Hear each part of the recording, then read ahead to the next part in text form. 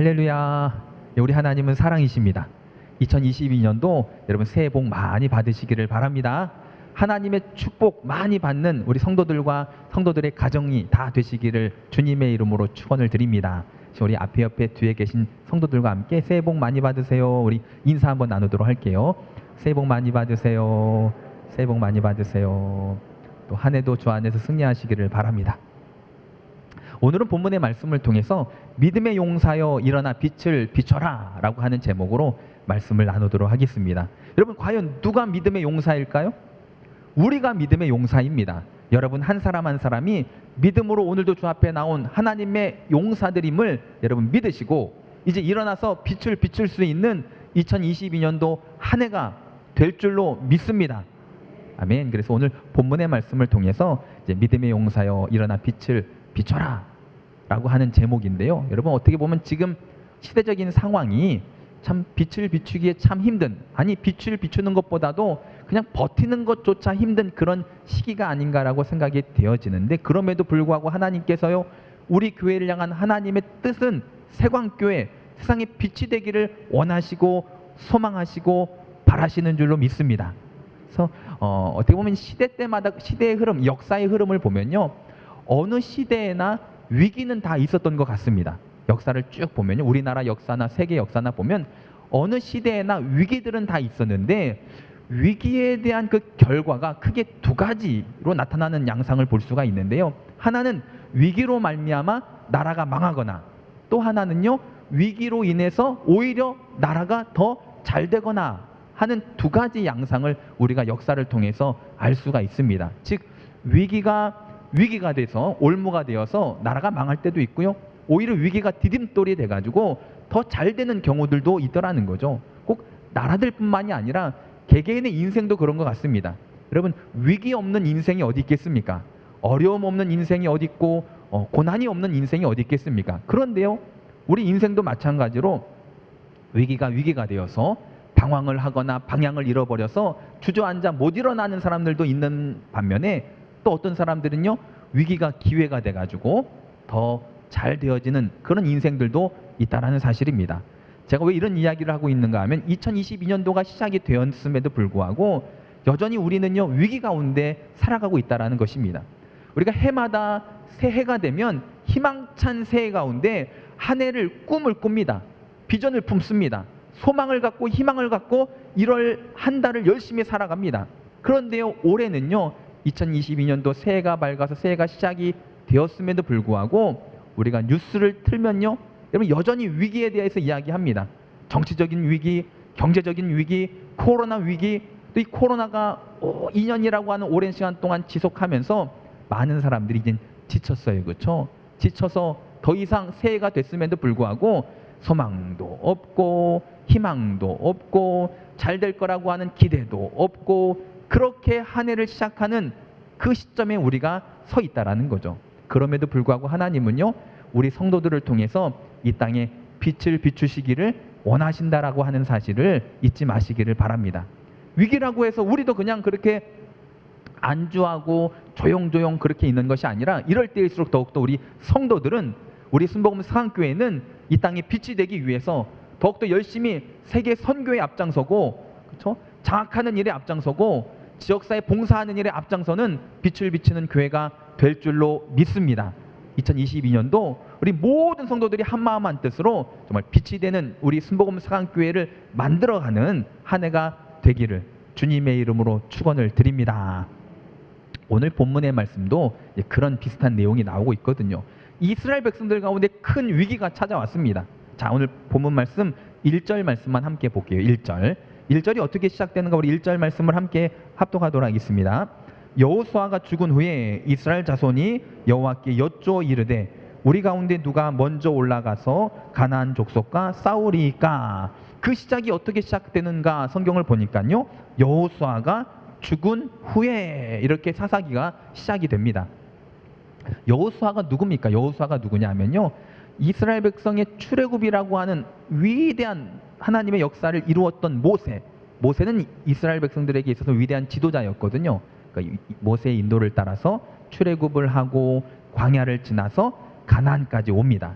그 후에 이제 모세를 이어서 이제 모세는 광야에서 인생을 이제 마쳤지만 가나안 땅에 들어와서 가나안 땅을 점령해 나아가는 그 과정에는요, 여호수아가 이스라엘 백성의 리더가 되어서 지도자가 되어서 이스라엘 백성들을 이끌고 나아갔습니다. 그러니까 여호수아는 지도자이면서 또한 영웅이었습니다. 이스라엘 백성들에게는 영웅. 자, 가나안 땅을 정탐할 때도 여호수아와 갈렙만이 또 하나님 앞에 또 긍정적인 보고를 통해서 믿음을 가지고 보고함으로 또 하나님 앞에 쓰임받는 일꾼이 되었고, 전쟁 때마다 앞장서서 싸웠던 장군이 바로 여호수아였거든요. 지도자이면서 영웅이면서 이스라엘 백성들의 튼튼한 버팀목이었던 여호수아가 죽었습니다. 여러분, 이 일이 이스라엘 백성들 가운데는요, 정말 큰 위기가 아닐 수 없었다라는 거죠. 어떻게 보면 지금까지 여호수아만 바라보고 여기까지 온 이스라엘 백성들에게는요, 혼란, 근심, 걱정, 염려, 이제 내일은 어떻게 살까라고 하는 큰 어려움이 닥친 그 시점에서 하나님은 이스라엘 백성들을 통해서 계속해서 이 땅에 빛을 비추는 사명을 감당할 수 있게 인도해 주신 줄로 믿습니다. 지금 이제 우리가 살고 있는 이 시대도 코로나도 코로나지만 이제 대선도 얼마 남지 않았고 또 코로나가 길어지면서 경제적으로도 많이 힘들고 다들 힘들잖아요, 그렇죠? 하루하루 버티는 게 참 힘들다라고 하는 이야기들 참 많이 듣습니다. 그런데 이런 힘든 위기 가운데도 우리가 일어나서 믿음의 용사로서 빛을 비추는 삶을 살려면 어떻게 해야 될지를 오늘 본문의 말씀을 통해서 여러분 다 깨닫게 되시기를 바랍니다. 깨달은 말씀대로 한번 살아보시기를 바랍니다. 살아봄으로 말미암아 여호와의 선하심을 맛볼 수 있는 또 날마다의 삶이 다 되시기를 바랍니다. 그래서 첫 번째로 우리가 어떻게 하면 믿음의 용사가 되어서 일어나 빛을 비출 수 있는 성도들이 될 수 있는가? 우리 말씀 다시 한번 1절 2절 말씀을, 여호수아가 죽은 후에 이스라엘 자손이 여호와께 여쭈어 이르되 우리 가운데 누가 먼저 올라가서 가나안 족속과 싸우리이까? 여호와께서 이르시되 유다가 올라갈지니라. 보라, 내가 이 땅을 그의 손에 넘겨 주었노라 하시니라.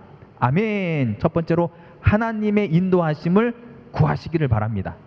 자, 여호수아가 죽었을 때에 이스라엘 백성들은 어떤 삶을 선택을 했는가 보면 여호와께 여쭈어 이르되, 하나님 앞에 어떻게 우리가 나아가야 될지를 기도하는 모습을 우리가 성경을 통해서 알 수 있는 것처럼, 성도는요, 여러분 힘들고 어려울수록 더욱더 하나님 앞에 나와서 기도하는 삶을 살 때에 비로소 하나님께서 그 삶을 인도하시고 그 삶 가운데 하나님의 은혜를 경험할 수 있도록 함께해 주시는 줄로 믿습니다. 그러니까 오늘날 그렇잖아요. 계속 저도 아까도 시작 부분에도 말씀드린 것처럼 뉴스를 틀 때마다 공통적인 그런 이야기들마다 뭐냐면 우리가 믿고 의지할 만한 지도자가 없다라고 하는 이야기와 내일에 대한 꿈, 소망, 희망, 기대가 없다라고 하는 이야기들이 계속 나오더라고요. 늘 뉴스만 틀면 여론조사했더니 누가 몇 프로 이런 뉴스만 나오고, 코로나 확진자 몇천 명 이야기 나오고, 그러니까 어떤 뉴스를 들어도 2022년도에 대한 소망을 품을 수 없고 희망을 품을 수 없고 기대할 수 없는 내용들로 가득 찬 그런 시점에 우리가 서 있는데요. 그런데 참 중요한 건 뭐냐면 우리가 지금 추운 겨울을 보내고 있잖아요, 그렇죠? 우리가 겨울이라고 하는 계절 속에서 인생을 포기하지 않고 그래도 겨울을 이겨내는 그 힘이 무엇인지 아십니까, 여러분? 이제 조금만 지나면 봄이 오거든요. 봄이 오면요, 얼었던 모든 땅이 다 녹고 새 생명들이 그 얼었던 땅을 뚫고 다 올라오는 봄이라고 하는 계절이 우리 가운데 있기 때문에 겨울은요, 아무리 추워도 우리가 이겨낼 수 있습니다.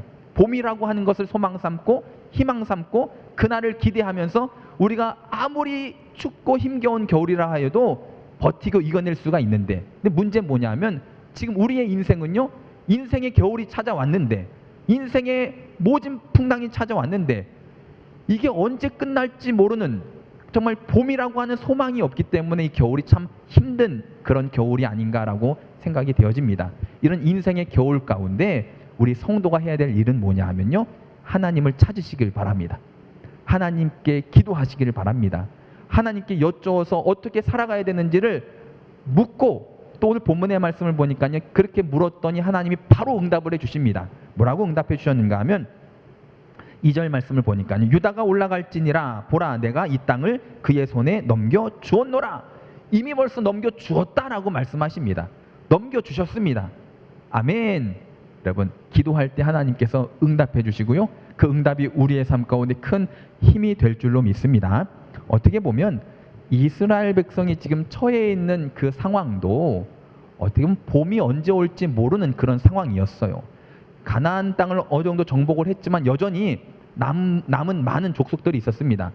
우리가 본문 말씀 이하 4절부터 7절까지 말씀을 한번 나중에 집에 가서 읽어보시면 가나안 족속과 브리스 족속 또 그러고 나서 보면 강한 그런 족속들이 여전히 남아 있었기 때문에 그들이 여전히 호시탐탐 기회만 엿보고 이스라엘을 어떻게 공격할까를 엿보고 있던 그런 찰나였기 때문에 이스라엘 백성들도요 어떻게 보면 진퇴양난 어떻게 해야 될지 모르는 그러한 큰 위기 가운데 처해 있었지만 이들이 선택했던 그 인생의 해결 방법은 바로 하나님 앞에 기도하는 것이었던 것처럼 우리도 이제 한 해를 시작하면서 여전히 힘든 부분들이 많이 있잖아요, 그렇죠? 여러분 기도하시길 바랍니다.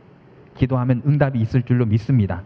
그러니까 또 다른 이제 사사의 그런 말씀을 제가 잠깐 살펴보면 기드온이라고 하는 사사가 또 성경에 나옵니다. 기드온은요, 기드온 하면 딱 떠오르는 숫자가 있죠, 여러분. 어떤 숫자가 여러분 떠오르십니까? 300이라고 하는 숫자가 여러분 기억이 나실 거예요. 기드온과 300의 용사가 수십만의 미디안 연합군과 전쟁을 치릅니다. 그런데 보면 처음에 기드온이 전쟁하러 갈 사람 오세요 했을 때 몇 명이 모였는가 하면 32,000명이 모였습니다. 많은 숫자였어요, 그렇죠? 근데 하나님께서 뭐라고 말씀하시냐면 32,000명 많다라고 말씀하십니다. 10,000명으로 줄였습니다. 이제 10,000명으로 가서 싸우려고 하니까 하나님께서 10,000명도 많다 해서 또 줄인 숫자가 이제 300명이 됐어요. 적군은 몇 명이라고요? 수십만입니다. 정말 많은 군대들이 쳐들어왔는데 300의 용사가 가서 싸워서 승리를 거둡니다. 그러면서 하나님께서 알게 하신 내용이 뭐냐면 전쟁은 사람의 많고 적음에 달려있지 않고 전쟁은 무기가 좋고 나쁨에 달려있지 않고 전쟁은 하나님께 속한 것이다라고 하는 것을 이스라엘 백성들로 하여금 알게 하셨다라는 거죠. 비록 300의 용사지만 하나님이 함께 하시면 수십만도 이길 수 있는 줄로 믿습니다. 아멘. 그러기에 오늘도 하나님은요 우리와 함께 하시기 위해서 우리를 찾아오십니다. 그 하나님과 동행하기 위해서 늘 기도하는 삶을 포기하지 않는 그런 저와 여러분들의 삶이 다 되시기를 바랍니다. 근데 중요한 사실은 뭐냐면 우리가 이제 하나님을 찾고 구하고 기도하는 이 기도 생활이 위기 때만 하면 되는 거냐는 거죠. 의외로 많은 성도들이요 문제 없고 또 걱정 없을 때는요 기도하지 않다가 또 위기가 닥치고 문제가 있을 때 기도하는 성도들이 있고 또 반면에 어떤 성도들은요 평상시에도 안 하고 또 위기 때도 또 못하는 그런 성도들도 있더라고요. 그런데 우리가 정말 명심해야 될 것은 뭐냐면 내가 정말 힘들고 어려울 때 내 삶을 지탱해 나가는 그 믿음은요 그 위기 때 나에게 생기는 게 아니라 평상시에 준비되어지는 믿음이 위기 때 내 삶을 지키는 능력의 믿음이 된다라는 사실을 여러분 기억하시고 그때 가서 기도하려 하지 마시고 그때 가서 믿음 지키려고 하지 마시고 지금부터 평상시에 늘 기도하며 하나님과 동행하는 삶이 우리 가운데 있게 되시기를 바랍니다. 운동선수들도 보세요, 여러분. 운동선수들도 아무리 실력이 좋아도요 훈련을 하지 않고 경기를 뛰지 않고 벤치에만 앉아 있는다면 정말 필요할 때 그 실력이 나오겠습니까? 아니요, 절대 나올 수 없습니다. 손흥민이라고 하여도요 평상시에 훈련하지 않고 경기를 뛰지 않고 벤치에만 앉아 있으면요 정말로 실력이 필요할 때 실력이 나올까요? 아니요, 손흥민이라 해도 나올 수가 없습니다. 다들 여러분들 표정은 손흥민이 누군가요? 이런 표정들인데 우리나라 축구선수가 있어요, 잘하고 있는. 그런 것처럼 누가 됐든 실력이 필요할 때 정말 그 실력을 발휘하려면요 평상시에 열심히 훈련을 하고 열심히 연습을 하고 열심히 실전 경험을 우리가 가져야 되는 것처럼 기도의 역사도 마찬가지입니다.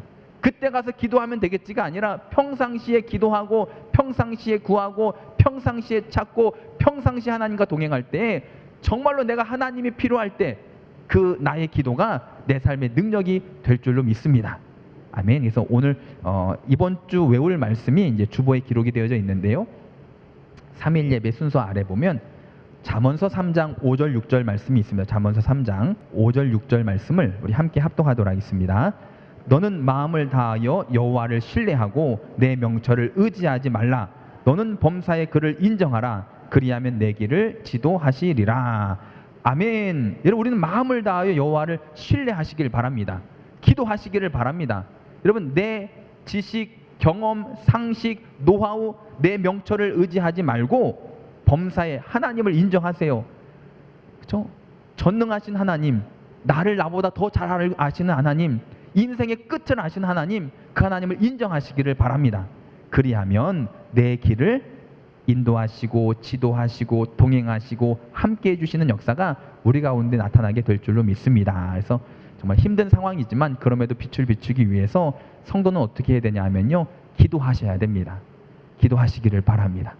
우리가 무시로 기도하지만 모여서도 기도하고 개인적인 기도도 하고 늘 깨어 기도함으로 이 어려운 이 시대에 세상에 빛이 되는 교회와 성도들이 다 되시기를 주님의 이름으로 축원을 드립니다.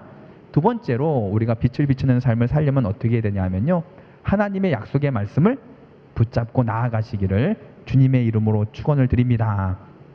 하나님의 약속의 말씀을 붙잡고 앞으로 나아가시기를 바랍니다.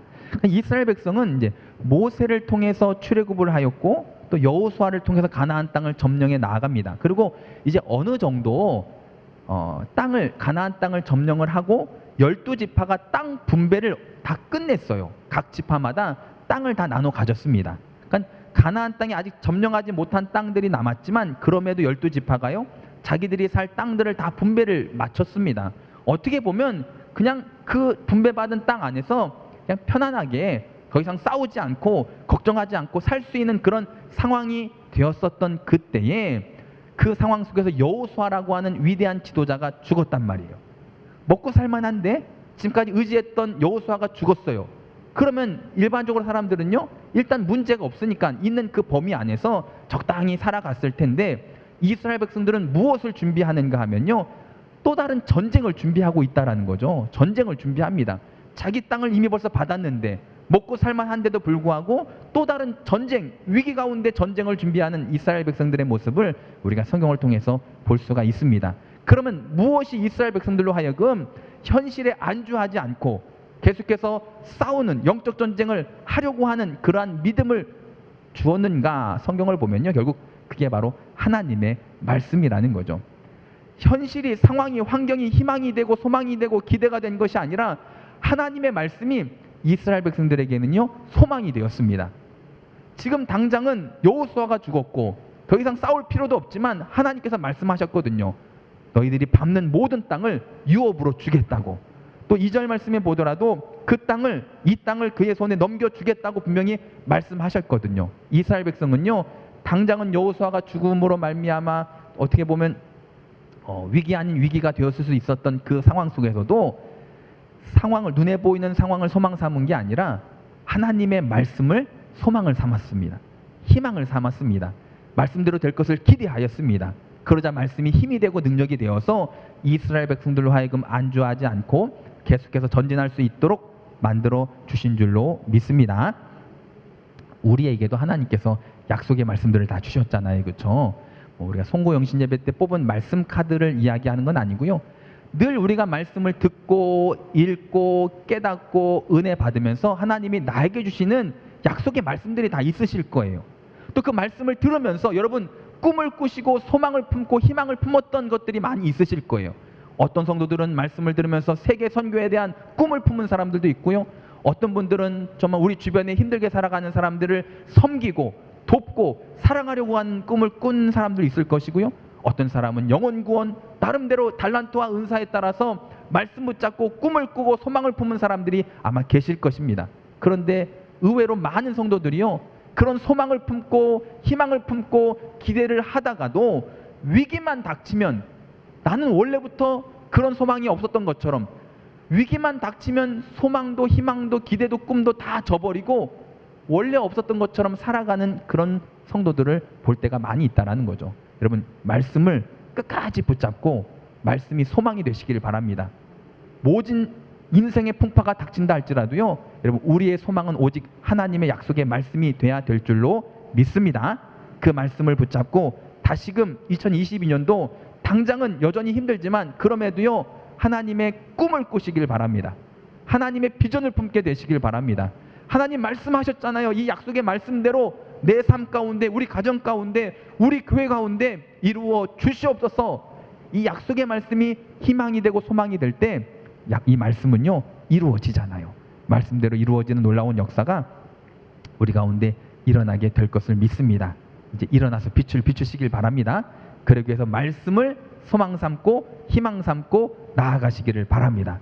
우리가 작년에 교회 행사를 할 때 한참 함께 불렀던 찬양이 있습니다. 주의 강한 용사라고 하는 찬양이 있어요. 주의 강한 용사야 이제 일어나라 원수를 향해 전진해 나가자 우리의 대장 주 예수시니 모두 절하고 경배하세. 이런 찬양이 있었어요, 여러분. 이런 찬양이 있었는데 여러분 우리의 대장이 누구라고요? 우리 예수님이십니다. 그렇죠? 주의 강한 용사들이여 일어나서 나가자라고 했던 그런 찬양을 우리가 불렀던 것처럼 2022년도 이제 첫 주일입니다, 여러분. 말씀을 소망 삼고 주의 강한 용사가 되셔서 빛을 비출 수 있는 우리 모두가 되시기를 바랍니다. 세 번째로 우리가 믿음의 강한 용사가 되어서 빛을 비추는 삶을 살려면 첫 번째는 기도해야 되고요. 두 번째 말씀을 소망 삼고 나아가야 되고요. 세 번째는요 믿음의 동역자들과 함께 하시기를 바랍니다. 여러분 믿음의 동역자들과 함께 하시기를 바랍니다. 우리 3절 말씀 볼게요. 3절 말씀을 함께 3절을 함께 합독합니다.